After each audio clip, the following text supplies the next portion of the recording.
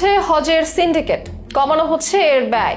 দায়িত্ব গ্রহণের 1 মাসের মধ্যেই হজের ব্যয় কমানোর ঘোষণা দিল ইউনূস সরকার। শুধু ডিজেল, পেট্রোল কিংবা অকটেন নয়, নতুন সরকার কমাতে যাচ্ছে হজের খরচও। ইতিমধ্যে হাজিদেরকে ব্যবসায়িক পণ্যে পরিণত না করার কঠোর হুঁশিয়ারি দিয়েছেন উপদেষ্টা।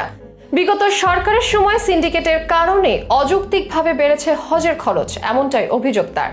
হজের মতো পবিত্র ধর্মীয় অনুষ্ঠানের পেছনে রাখা যাবে না কোনো সিন্ডিকেটের দৌরাত্ম্য। এবার সরকারের পক্ষ থেকে পাওয়া গেল এমনই স্পষ্ট বক্তব্য। ইতিমধ্যেই শুরু হয়েছে চূড়ান্ত নিবন্ধন। জনমনে প্রশ্ন, কতটা কমানো হলো হজের খরচ, কিভাবে ভাগা হবে দীর্ঘদিনের এই সিন্ডিকেট, এতে কতটা সুবিধা পেতে যাচ্ছেন ধর্মপ্রাণ হাজিরা।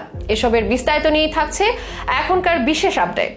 মুসলিমদের জন্য হজ একটি গুরুত্বপূর্ণ ইবাদত। ইসলাম ধর্ম যে 5টি স্তম্ভের উপর দাঁড়িয়ে, তার 5ম স্তম্ভ হলো এই হজ। প্রতিটি সামর্থ্যবান মুসলিমের উপর হজ ফরজ। এসব কারণেই প্রতি বছর বাংলাদেশ থেকে বিপুল সংখ্যক মুসলিম হজ পালনের উদ্দেশ্যে মক্কা মদিনায় রওনা দেন, যার সংখ্যা বেশ কয়েক বছর ধরেই লক্ষাধিক অতিক্রম করেছে। তবে হাজিদের সংখ্যা বাড়ার সাথে যেন পাল্লা দিয়ে বেড়েছে হজের খরচ। বিশাল সংখ্যক এই ধর্মপ্রাণ হাজিদের নিয়ে গড়ে উঠেছে হজ ব্যবসা, গড়ে উঠেছে সিন্ডিকেট। সেই সিন্ডিকেটটি এতটাই শক্তিশালী যে আশেপাশের দেশগুলোর মধ্যে হজের জন্য সব থেকে বেশি খরচ এখন বাংলাদেশে। হজ করার জন্য আশেপাশের কোনো দেশের তুলনায় প্রায় দ্বিগুণ অর্থ ব্যয় করতে হয় বাংলাদেশিদের। তবে নতুন সরকার দায়িত্ব নেওয়ার পরপরই এই সিন্ডিকেট ভাঙার কাজে হাত দিয়েছে। ইতিমধ্যে ঘোষণা দিয়েছে হজের ব্যয় কমানোর। হজের খরচ কমিয়ে যৌক্তিক পর্যায়ে আনতে সংশ্লিষ্ট মন্ত্রণালয় কাজ শুরু করেছে বলে জানিয়েছেন অন্তর্বর্তী সরকারের উপদেষ্টা সৈয়দা রিজওয়ানা হাসান। উপদেষ্টা পরিষদের বৈঠক শেষে সাংবাদিকদের মুখোমুখি হয়ে তিনি বলেন, হজ মুসলমানদের জন্য একটি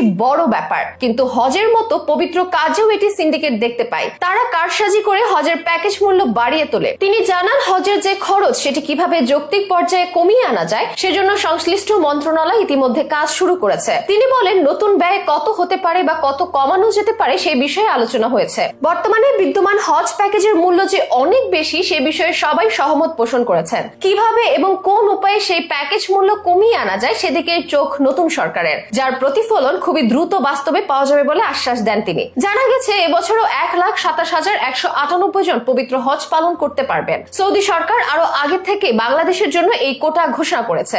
এই কোটা পূর্ণ হলে সক্রিয়ভাবে প্রাথমিক নিবন্ধন কার্যক্রম বন্ধ হয়ে যাবে। সরকারি ও বেসরকারি উভয় মাধ্যমে প্রাক নিবন্ধন ফি 30,000 টাকা। ধর্ম মন্ত্রণালয়ের বিজ্ঞপ্তিতে আরো জানানো হয়, পূর্বের কিংবা নতুন প্রাক নিবন্ধিত যে কোনো ব্যক্তি 3 লাখ টাকা জমা দিয়ে প্রাথমিক নিবন্ধন করতে পারবেন। হজ প্যাকেজ মূল্যের অবশিষ্ট টাকা প্যাকেজের নির্ধারিত সময়ের মধ্যে পরিশোধ করতে হবে। এ বছরের হজ প্যাকেজ মূল্য সৌদি পর্বের ব্যয় ও বিমান ভাড়া নির্ধারণ সাপেক্ষ ঘোষণা করা হবে। তবে 2025 সালের সাধারণ হজ প্যাকেজ মূল্য গত বছরের চেয়ে কমানোর চেষ্টা করা হবে, যাতে উপকৃত হবে সাধারণ ধর্মপ্রাণ হাজিগণ। নতুন সরকারের তৎপরতায় হজ সিন্ডিকেট ভেঙে যাবে বলে মনে করছেন অনেকেই, আর তা না ভাঙলে সরকারের কঠোর হস্তক্ষেপের দাবি তাদের।